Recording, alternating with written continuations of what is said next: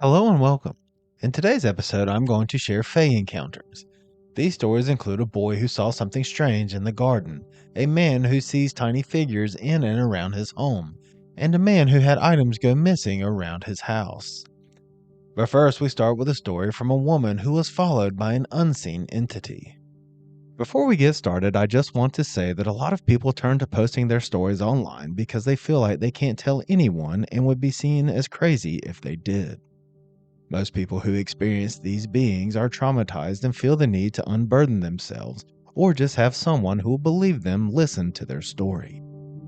If you've had an encounter and you feel like you can't tell anyone for fear of being made fun of, ridiculed, called a liar, or any other reason, email me. You'll find a sympathetic ear here who will believe you. I do want to mention that just because you email me your story, it doesn't mean it will end up in an episode on my channel. Your story can stay between me and you if that's what you want. Also, if you've had an encounter and you'd like to come on an episode and tell your story, email me. My email is wolfwhocriedcryptid@gmail.com. Alright, let's get into today's stories.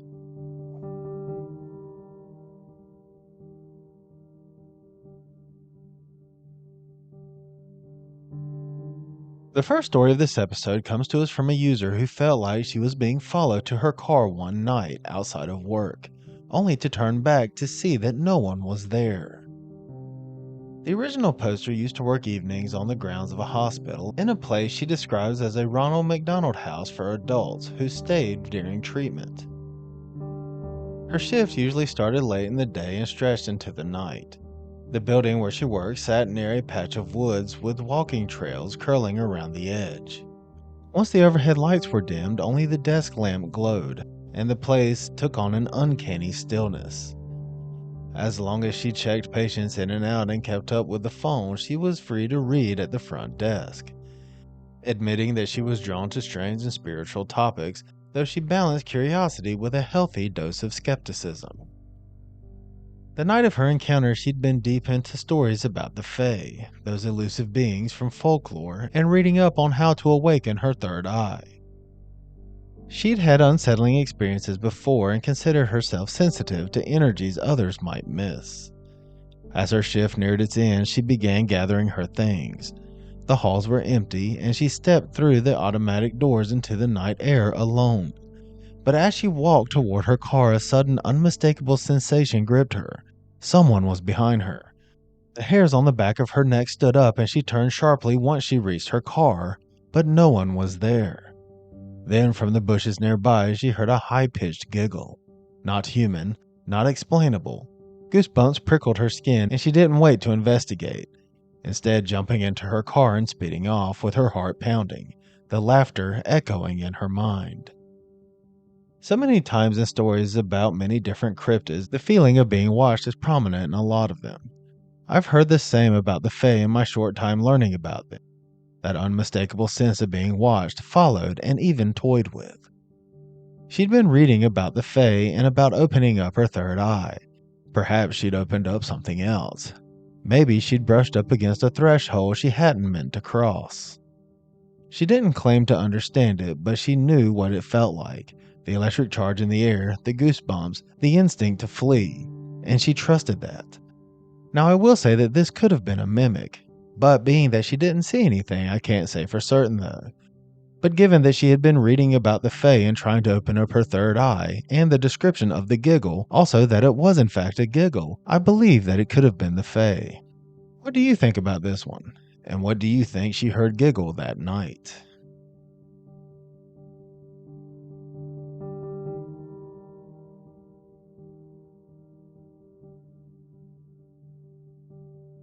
The next story comes from a man who shares a story from when he was just 4 years old and saw some strange tiny figures in the garden one day. He says his encounter took place in summer just after he had turned 4 years old. His family was living in the Indiana countryside, his home tucked among fields and quiet roads. His parents always planted a generous vegetable garden with rows of tomatoes, beans, and cabbage stretching toward the tree line. One afternoon, he came tearing through the back door, breathless and shouting to his mother, "Come and see the people in the garden." His mother dropped what she was doing and rushed outside, half expecting to catch someone stealing something from their garden. When no one was there, she began asking him what did it look like and where did they go. But he was too excited to speak clearly, stumbling over his words until he finally blurted out that they were very, very small. That brought everything to a halt.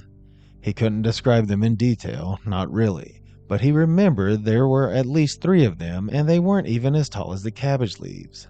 He began to cry, trying to make her believe him, desperate to explain what he had seen, but she dismissed it as his imagination and brushed him off. Later that season, she began to worry. He spent hours wandering the garden's edge or sitting cross-legged in the grass, staring into the rows as if waiting for something or someone to return. By spring, they'd moved, and he never saw the little people again. It's often said that children are more prone to see the supernatural due to their childlike minds and their childlike way of seeing the world. I believe one reason creatures such as the Fae or even cryptids reveal themselves to children is because they are less likely to be believed should they tell an adult. This is just a personal theory of mine, but a lot of cryptids do seem mad or agitated when they get spotted. But anyway, what stayed with the original poster in this story after his sighting wasn't just that he had seen tiny people, but the way that his mother did not believe him. I talk about this a lot in stories and how important it is for someone who has an encounter to have someone they can talk to who will believe them.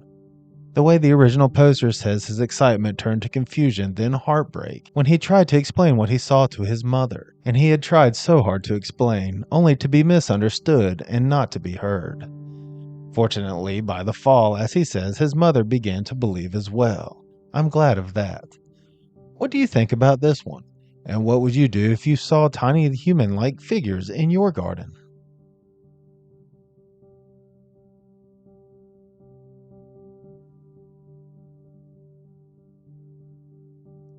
The next story comes from a poster who has been seeing strange fae-like figures and beings for years. It all began when he was 18 years old. He started seeing things he's come to believe are connected to the fae. His sightings began after he started reading about them, diving into folklore and personal accounts. The more he learned, the more the pieces seemed to fit.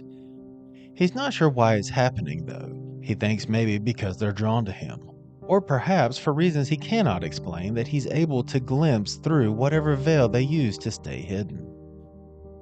The sightings are always brief, just a few seconds, and then they vanish.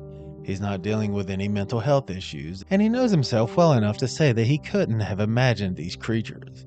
He says he's just not wired that way. Some of them he's seen more than once. He lives near a dense forest, and one autumn afternoon, while hiking behind his backyard, he spotted something on a hill.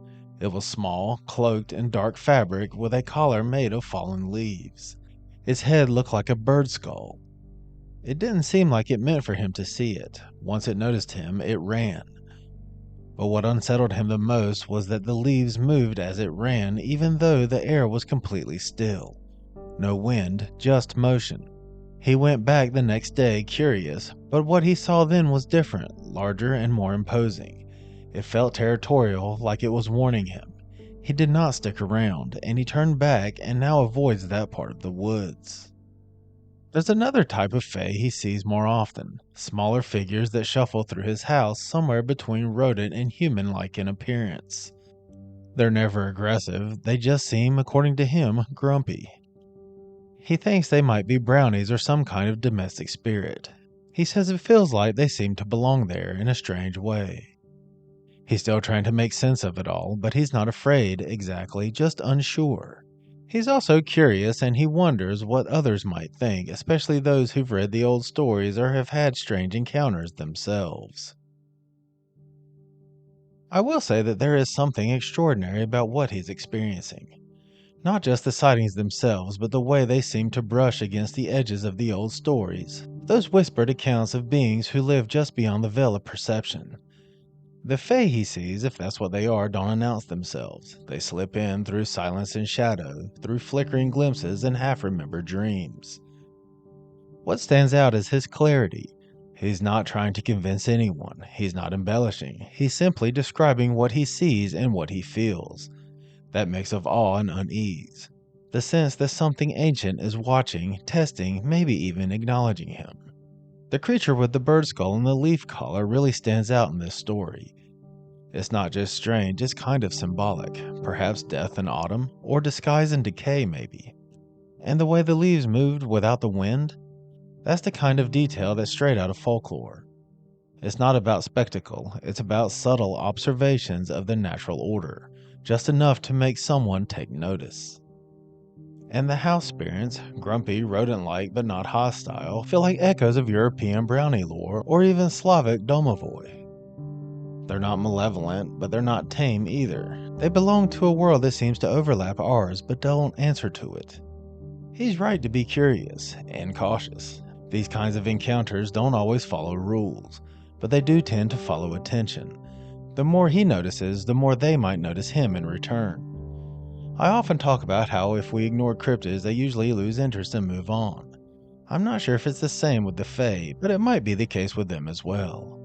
However, since these sightings have been happening for quite some time and continue to happen, I'm not sure they will lose interest in him. What do you think about this story? And what would you do if this was happening to you?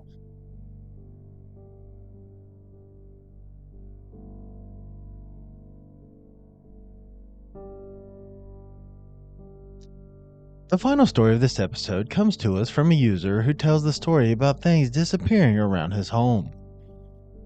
He had always hovered somewhere between belief and doubt, not arrogant enough to think humans were the only ones out there, but skeptical enough to question everything. He and his wife were spiritual, but they didn't take things at face value. Curiosity and caution walked hand in hand with them. It started about 2 years before he posted his story online in early autumn. The air had that crisp, earthy scent. Their home sat in the Midwest, and as the leaves turned and Halloween decorations went up, something shifted. They rearranged the front yard to make room for skeletons and string lights, not thinking twice about it. Then things began to vanish. First, his Bluetooth earbuds. He used them daily and kept them in his pocket. One evening, after a trip to Target for groceries and more lights, he reached for them and they were gone. The next day, he retraced his steps and even went back to Target to check the lost and found, but there was nothing. Frustrated, he ordered a new pair online.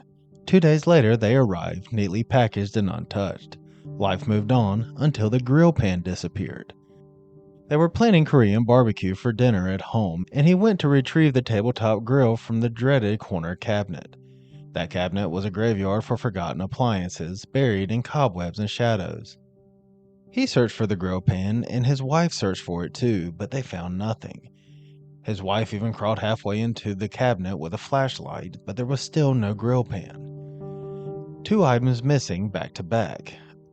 He thought perhaps it was a coincidence, but his wife had recently seen a TikTok about the Fae and how they're known to be mischievous, especially when disturbed.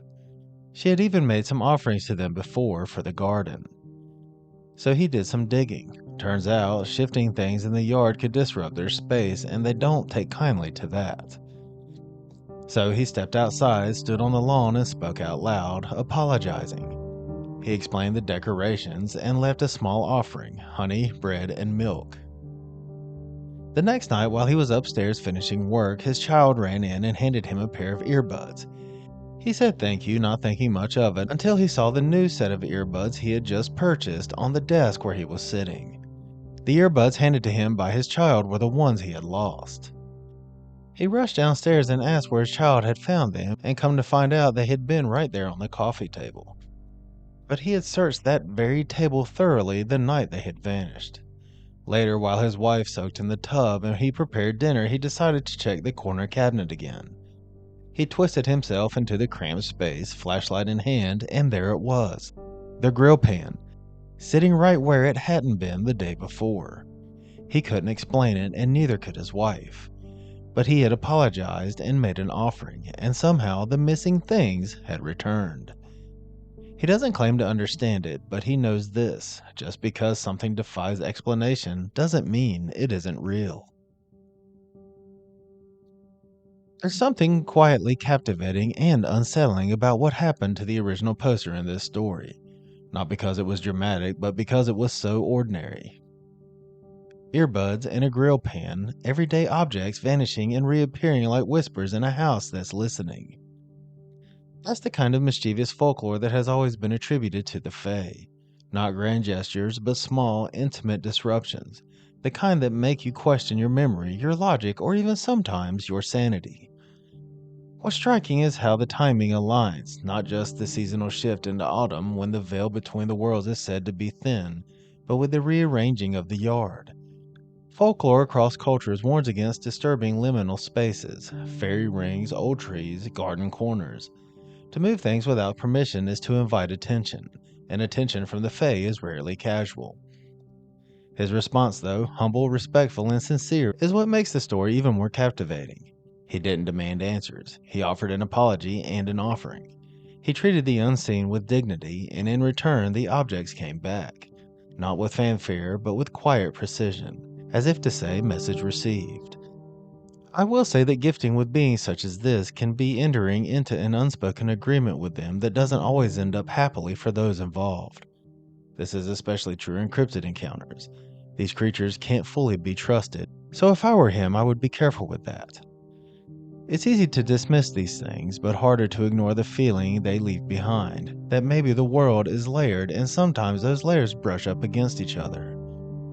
I also like how he leaves it, saying that not everything needs concrete proof to prove that it exists. This is true of many things in this mysterious world we live in. What do you think about this one? And what do you think about the items disappearing only to reappear after he apologized? And that's going to do it for this episode. I hope you enjoyed these stories.